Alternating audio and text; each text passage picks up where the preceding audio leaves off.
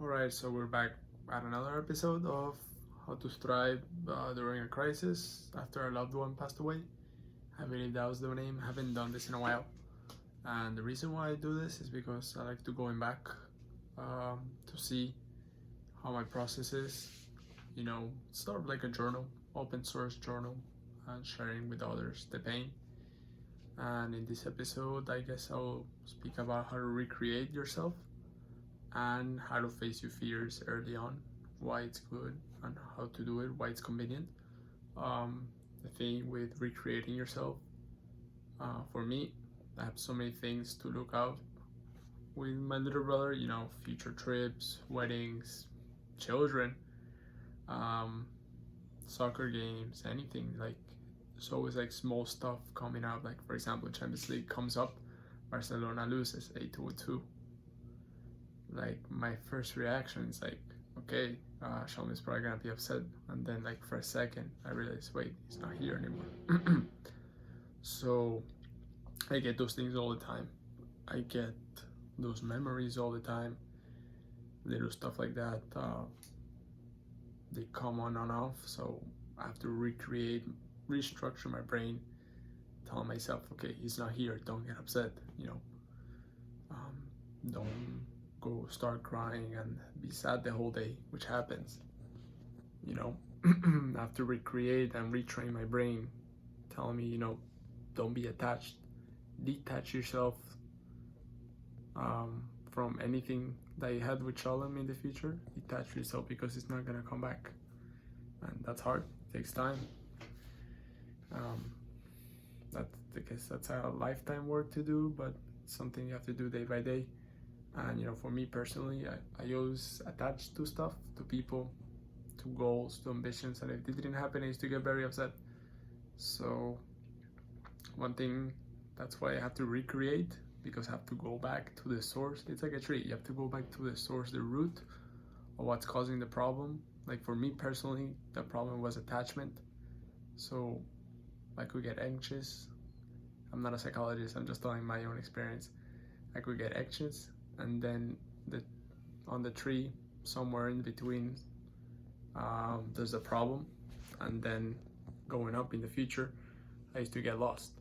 So I get upset, nervous. Sometimes I wasn't able to describe it. I was not very descriptive about my emotions. That's also something I have to recreate, because it's a shit storm if you don't do it, especially in these types of situations. You can never be prepared, but it's like an emotional shitstorm. Sometimes you don't even know what's going on. It's because there's something inside you that your body's trying to tell you, dude, there's something wrong with you. There's something you're not doing, there's something you're not dealing with. And so I had to recreate and train my brain how to like connect to those emotions, be kind and take my time. And slowly I'm starting to realize, okay, I'm not sad, I am overwhelmed, put another word. Okay, if I'm overwhelmed, I'm gonna do this and this and this. So that goes with the attachment and recreating. So I had to recreate a lot of my patterns.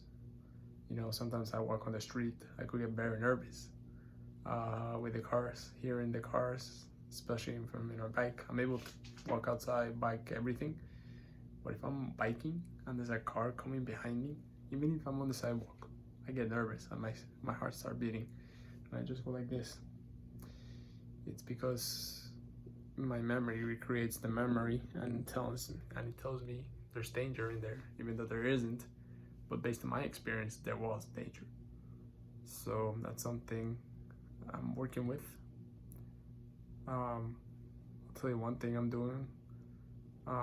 Literally, if there's a red and there's no cars, I just stand in the middle of the street and say, I'm not scared of you. I'm not scared of you, the cars. Who would have thought I'd be scared of the cars? But yeah, I'm scared of them. And it still makes me very nervous. And I'm a bit lazy of talking about it on therapy, but I'm gonna have to do it next time I go, because I can't go on with this. It's annoying. I just want fast results, but it's, stuff like this is very delicate, very, very delicate. Yep. Okay, so with facing your fears, so I went on my bike right the first week, and I didn't want to live in fear. Staying on my bed and not going to the thing that I really enjoy, which is biking. I'm not gonna stop my life for that. I might make me nervous or stuff like that, but I'd rather face my fears early on. That's another thing I have to do. It's a bit messy, my desk. Something I have to learn also. Get on top of myself. Be on top of myself. Be my best version of myself.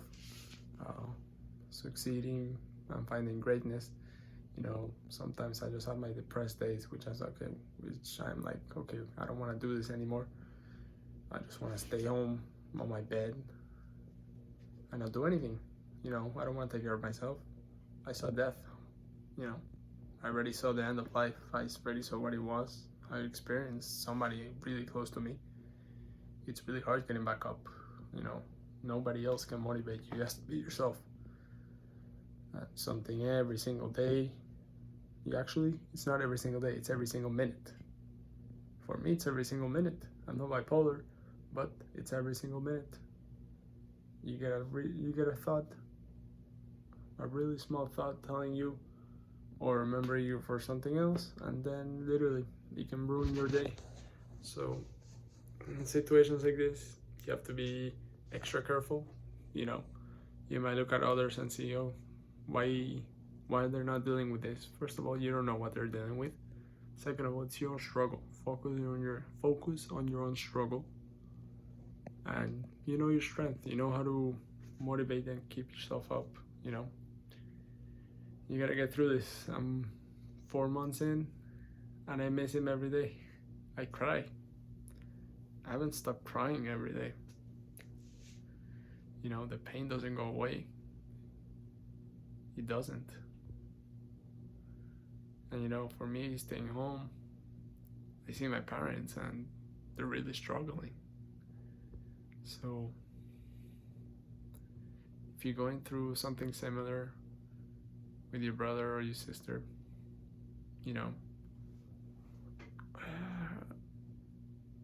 stay strong, be with your family, be patient with your parents. That's something I had to learn also.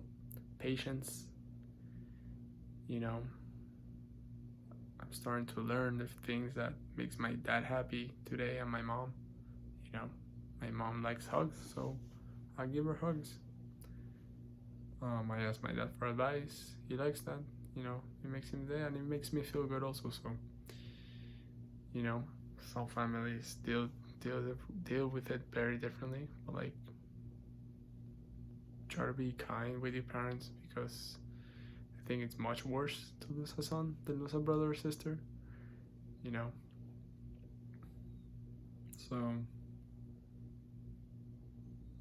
So yep, that's it. Another day goes by. Another day Sean's not here, and I don't get used to it. That's why I have to recreate myself, because the past doesn't exist anymore. Whatever memory I had is still there, but the future that I hope for is not there anymore. So I have to create a new future. Create a new present also. Create a new present.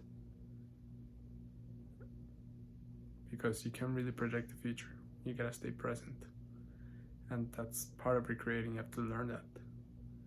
It pains me every day, but I have to move on and live in the present. If the pain is there, or if I struggle, that's me living in the past. And it's really hard. I don't even understand that concept, but I guess telling it over helps out. But yeah, I guess we're on the 10-minute mark. I'll try to come back as possible.